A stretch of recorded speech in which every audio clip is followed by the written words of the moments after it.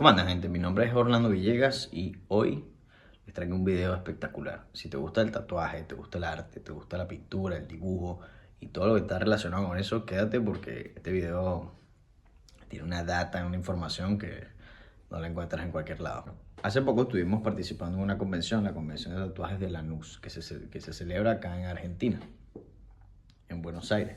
En esta convención hice este tatuaje y hoy te quiero mostrar todo lo relacionado con el proceso creativo, compositivo, incluso detalles técnicos acerca de cómo hice. Esta pieza fue elegida como primer lugar en estilo libre, pero lo importante no es eso. Lo importante es todo el recorrido de cómo comienza la pieza y cómo se ejecuta la pieza y por qué. Este tatú nace de un sueño de mi amiga Yami, en el cual a ella se le aparece una figura sombría, un poco oscura, que la miraba fijamente dentro de este sueño. Pero que es lo particular y lo interesante de este sueño que ella tuvo, es que esta figura no representaba una amenaza, ni siquiera se sentía como algo hostil, sino que más bien era como una especie de acompañante de ella, alguien que la protegía o algo como una especie de amigo. Eso es lo que ella sintió. Nosotros, o la idea de ella era que yo representara esto en la piel, de alguna forma. Que yo representara esta figura que venía vestida de cierta forma, tenía algunas características físicas y que yo la representara dentro de este tatuaje. Así que bueno, el mensaje era claro. Era interpretar a este personaje o esta relación entre ellos, entre estos personajes, y que se sintiera no como una relación amorosa, sino más bien como una especie de hermandad o de fraternidad o de compañerismo, ¿no? Hasta ahí, todo perfecto. Entre las referencias que ella me había mencionado era que utilizara una especie de atmósfera un poco victoriana, post-industrial, con algunas características de steampunk, referencias de Alice Madness, Alice en el País de la Maravilla, o personajes de Tim Burton. Toda esta estética ella la quería representar dentro de esta narración, dentro de esta obra. Que bueno, vamos a los detalles técnicos. Para el tatuaje elegimos la parte superior de la pierna porque era básicamente el espacio que le quedaba libre, y lo cual me pareció un reto interesantísimo, ya que me exigía adaptarme a la zona y tratar de hacer algo fluido dentro de una zona bastante compacta. Esto era todo un reto y además tenía que incluir todos estos elementos, ¿no?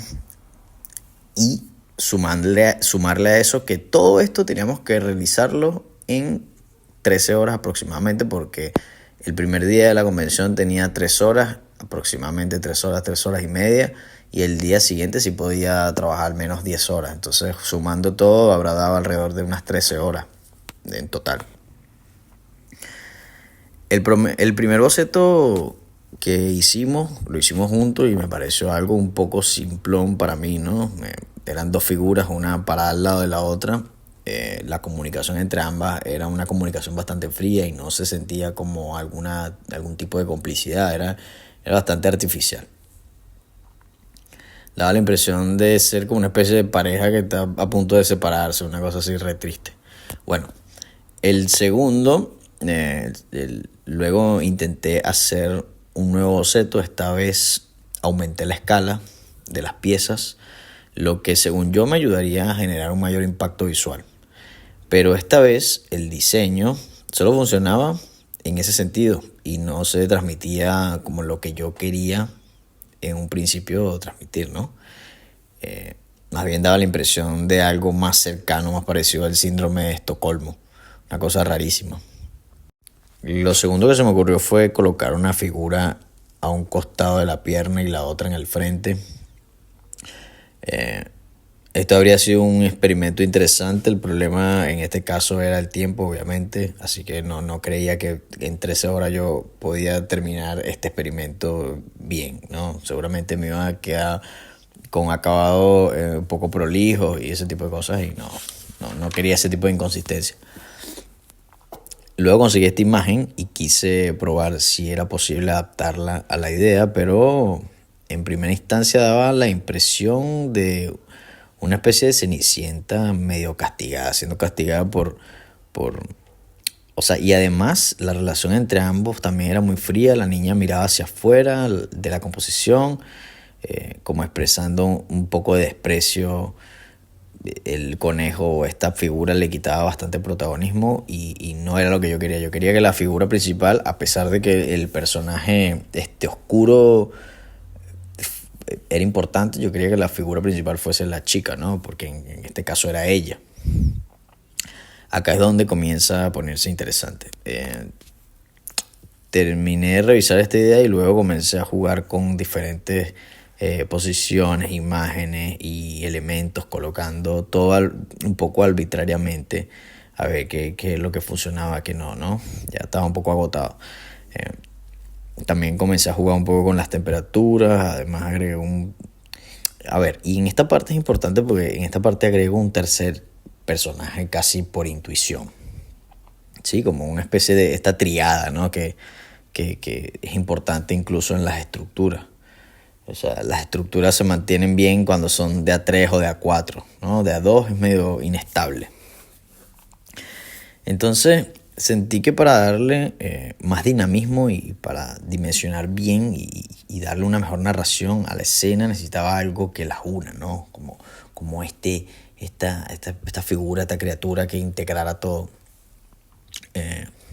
Una especie de mascota o de criatura rara, ¿no? Le agrega como una lectura rápida a la escena, como que te dice directamente que estas dos personas están juntas y que hay algo acá, ¿no? No sé, a mí me parecía, era muy intuitivo esta parte.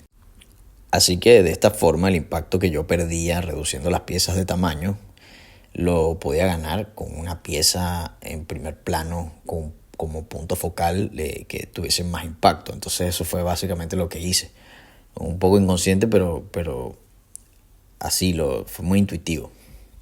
Y algo que es muy interesante también es que el personaje que se supone que debe ser el más aterrador o el más intimidante, que en este caso sería como esta figura oscura que está de fondo, que en este caso yo la terminé representando como con una parca, como con una muerte, parece, si te pones a analizar la composición, parece el más sumiso e indefenso de los tres. Y el más pequeño, por todo lo contrario, parece el más agresivo. Parece tipo el que te va a atacar inmediatamente. Y la chica luce como la figura al mando, desde donde toda la composición surge y es dirigida hacia los demás personajes. Con el arma, la chica indica hacia dónde va la composición. Y con el bastón que tiene en la otra mano le indica al ojo del espectador dónde termina la composición y hacia dónde debería mirar. Por último, quiero comentarles que para poder hacer esta pieza de este tamaño en este tiempo, en 13 horas, que es bastante poco para la escala de esta pieza y para lo complejo que era, utilicé la perspectiva de color bastante a diestra y siniestra. Más que nada para poder hacer las transiciones de una manera mucho más rápida. Está hecho básicamente en un total de 60% black and gray y 40% color. Esos son, digamos, los detalles técnicos. Así que bueno, muchas gracias. Así que bueno, espero que te haya servido de algo esta información. Yo sé que no es la información más técnica, digamos, que estamos buscando cuando estamos comenzando a hacer algo, pero si tú quieres llevar tu trabajo a otro nivel, digamos, estos son detalles que nadie te explica, ¿no? El uso de los colores, de esto que comenté al final de las transiciones, esos espacios, esas transiciones donde utilicé perspectiva de color. Si quieres que hable un poco más de algún aspecto de esto, déjamelo también. Si me quieres un comentario, pregúntame cualquier cosa.